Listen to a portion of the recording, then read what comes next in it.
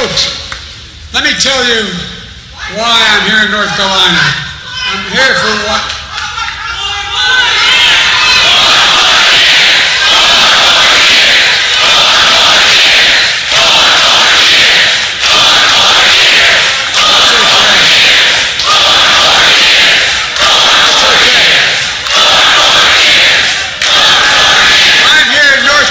For one reason, because I intend to win this state in November.